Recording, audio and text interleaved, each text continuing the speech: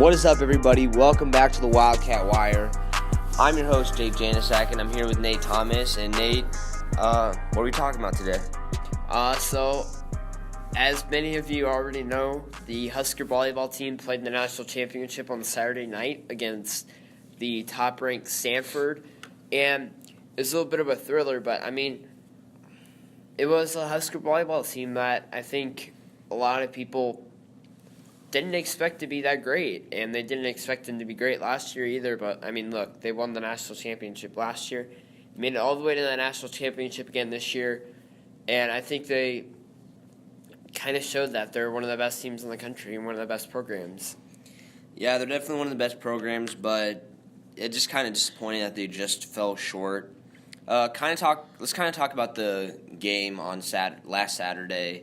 What was kind of your thoughts on it? Well, I think the Huskers played really well against a really good Stanford Cardinal team, and that Stanford team lost one match all season, and I believe it was towards the beginning of the year. So it was one of the best teams in the country. They had Plummer, I believe she's now the 2-time Player of the Year. It's a really tough match for the Huskers, and they just weren't able to come out on top in the 5 sets.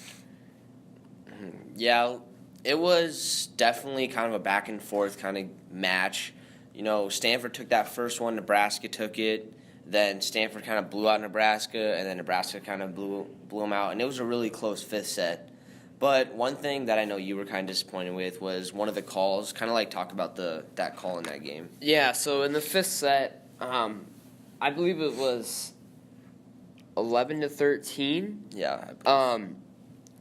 And Nebraska, I think it was a serve, and it was a serve for either one of the teams, but the ball barely landed out, and I think they called it in. So it was a point for Stanford, putting up the 14 on the match point. We all know what happened after that. So after originally calling it for Nebraska and then Stanford challenging that decision, the ball it was really close. And when I was talking with my dad about it, we were saying, this call could go either way, but I think the way that they called it originally for in had to stand because there wasn't conclusive video evidence to turn it back over. And I think a lot of people agreed with that. But, obviously, it was a tough call for the officials to make in that situation. Yeah, and there was kind of another call like that in the Nebraska-Illinois match. That match where Nebraska came back from down by two sets, where it was kind of the same situation. The 5th set, Michaela Fecky hit it out, and they called it point for Nebraska. Point for Illinois because she said that she hit it out. But when they looked back at it, they for some reason thought it hit Illinois' hand. I didn't see any evidence that it hit an Illinois person's hand, but they still called it. So I don't know if maybe there were some inconsistencies maybe of this kind of reffing staff a bit that kind of led to some big match-changing calls. I think just the thing was, it looked like there wasn't enough video evidence to overturn the call.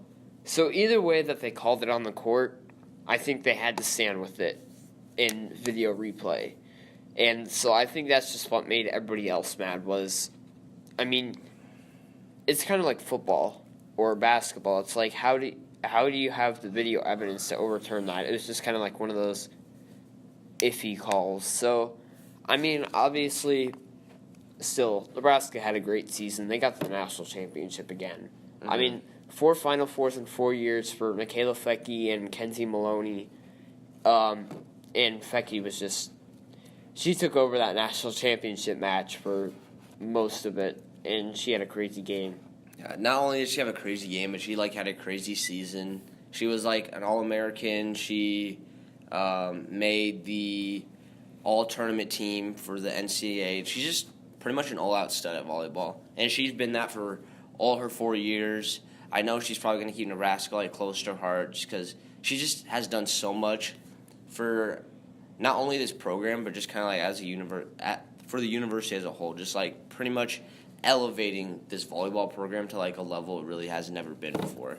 Yeah, and I mean, Michaela Fecke came in as a freshman, one of the top recruits in the country from West Point, Iowa, and she was the most outstanding player for the national championship back in 2015 when they won it.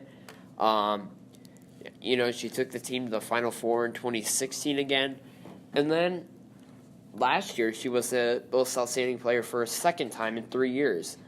And I mean, if Nebraska won it again this year, that would have been 3 times in 4 years. Michaela Fecke would have been most outstanding player in the national championship. I mean, that's telling you something about how she is as a player. And she single-handedly, carried the load of the Nebraska team for most of the season. Yeah, this was definitely a great season for Nebraska volleyball.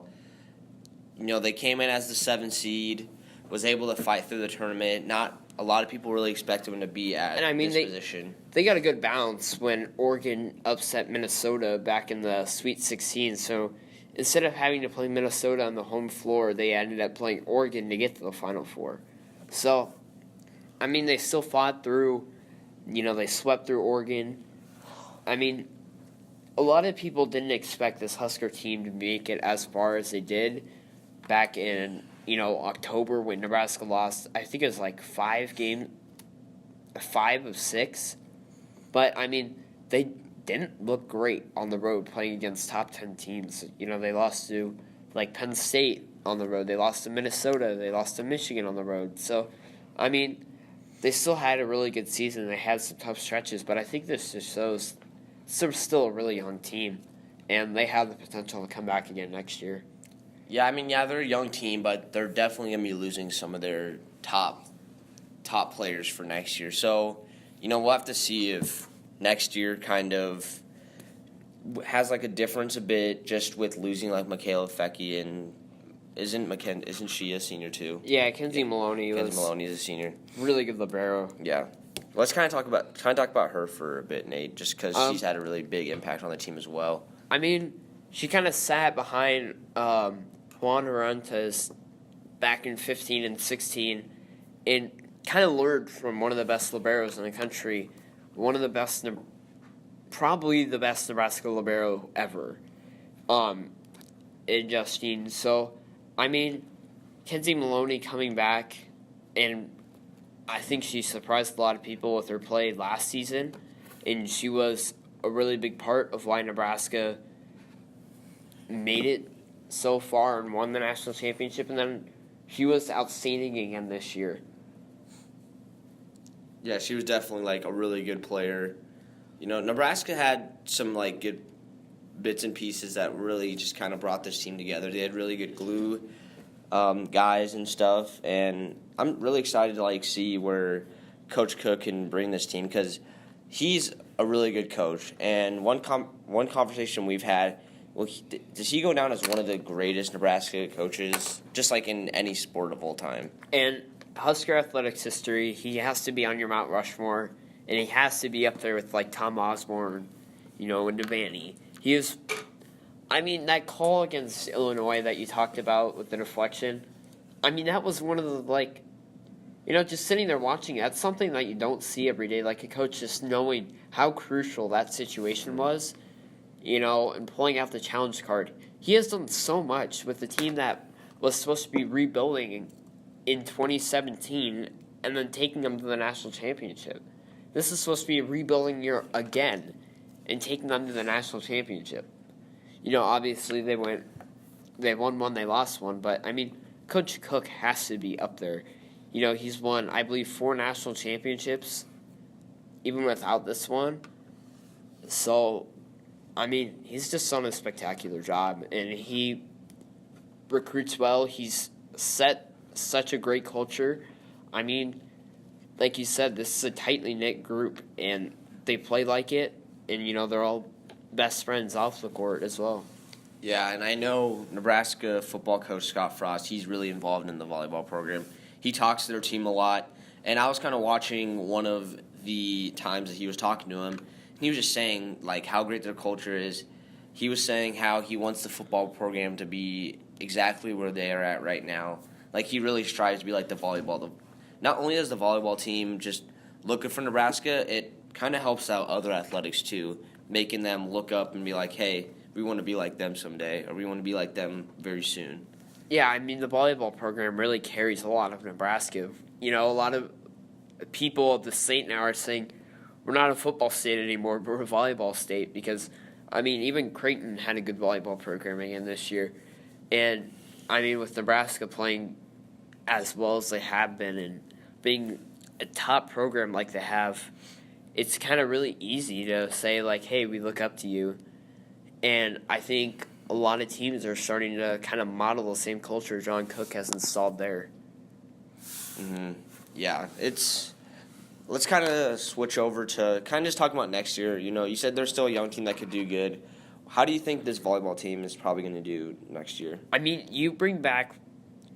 So last summer you had Lexi Sun, I believe she was the number one recruit in the nation, go to Texas, and then after one season she decided that she didn't want to go there anymore, and you bring her in as a transfer from there. And so, obviously, you have Lexi's son. I believe she's going to be a junior.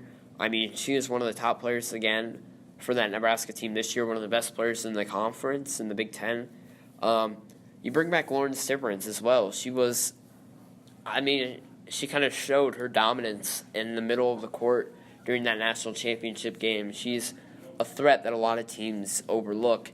And then I think just some of your other, like, role player types, your Jazz Sweet.